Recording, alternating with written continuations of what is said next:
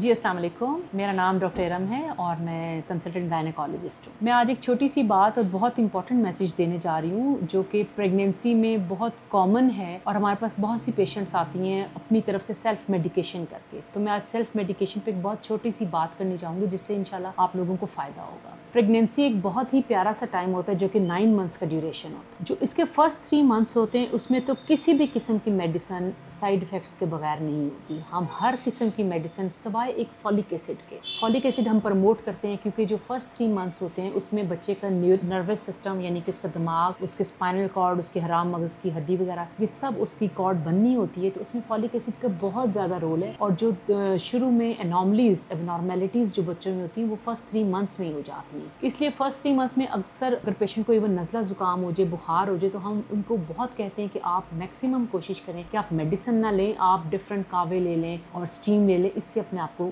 कर लें। और बहुत अगर ज़रूरत पड़े तो सिंपल एक पैनाडोल आप ले सकते हैं। लेकिन फर्स्ट 3 मंथ्स में आपने फॉलिक एसिड के अलावा कोई मेडिसिन नहीं लेनी या बहुत ज़रूरत हो तो अपने डॉक्टर से ज़रूर आपने पता करना। उसके बाद क्या होता है सेकंड और थर्ड ट्राइमेस्टर में भी ऐसा बहुत सी मेडिसिन है जो सेफ़ नहीं है। लेकिन पेशेंट क्या करता है, पेशेंट कहता है डॉक्टर साहब बुखार हुआ था और मैं ये टैबलेट और ये एंटीबायोटिक लेकर आ गया हूँ। ठीक है, कोई भी आपने एंटीबायोटिक विदाउट डॉक्टर के कहे आपने बिल्कुल भी यूज़ नहीं करनी। आपको बुखार है आप एक सिंपल पैनाडोल ले सकती हैं, लेकिन फर्दर एंटीबायोटिक फर्दर ट्रीटमेंट के लिए आपने डॉक्टर के पास ही आना है। क्योंकि इसी तरह extra over use of medicine चाहे वो एंटीबायोटिक हो चाहे कोई और हो तो उनके बहुत सारे जो हैं साइड इफ़ेक्ट्स आते हैं। पेशेंट को तो आती हैं लेकिन जो अंदर उसके फीटस डेवलप हो रहा था जो बच्चा उस पर भी एबनॉर्मेलिटीज़ आ जाती हैं, वो बाद में पता चलती हैं। दूसरी बात जो एंटीबायोटिक आप इतनी ले चुके होते हैं ना, ज़रा सी बात पे कि यूरिन इन्फेक्शन होगी हल्की सी तो आपने एंटीबायोटिक ले ली, बुखार हो गया, छींक आ गई तो एंटीबायोटिक ले ली, कहीं खारिश शुरू होगी तो एंटीबायोटिक ले ली। ठीक है, उससे एंटीबायोटिक की रेजिस्टेंस डेवलप हो जाती है, यानी कि आपको छोटी सी छोटी एंटीबायोटिक फिर असर नहीं करती, फिर हमें हायर डोज पे और हो सकता है ओरल यानी खाने की मेडिसिन नहीं आपको इंजेक्शंस पे आना पड़े। तो एक बहुत इसके आगे जाके साइड इफेक्ट्स होते हैं। तो आजकल बहुत से पेशेंट आ रहे हैं जो कि रेजिस्टेंट बीमारियों से आ रहे हैं, जिनके हम यूरिन कल्चर भी कराएं तो उसमें ऐसी चीज़ें आती हैं जो कि एंटीबायोटिक्स को रेजिस्टेंट हो जाती हैं और फिर ऐसी एंटीबायोटिक को सेंसिटिव होती हैं जो कि हमारे पास ऑप्शन नहीं होती और हमने वो प्रेगनेंसी में देनी भी नहीं होती, तो बहुत प्रॉब्लम हो जाती है। ठीक है, तो इसलिए टेक होम मैसेज ये है कि आपने कोई भी मेडिसिन प्रेगनेंसी के अलावा भी किसी भी टाइम डॉक्टर के पूछे बगैर इस्तेमाल नहीं करनी, specially when it comes to antibiotic. तो एंटीबायोटिक लेने से पहले हमेशा डॉक्टर से पूछना है और जब तक डॉक्टर प्रिस्क्राइब ना करे आपने कोई एंटीबायोटिक नहीं लेनी। ठीक है, so have healthy life, enjoy your life. Thank you.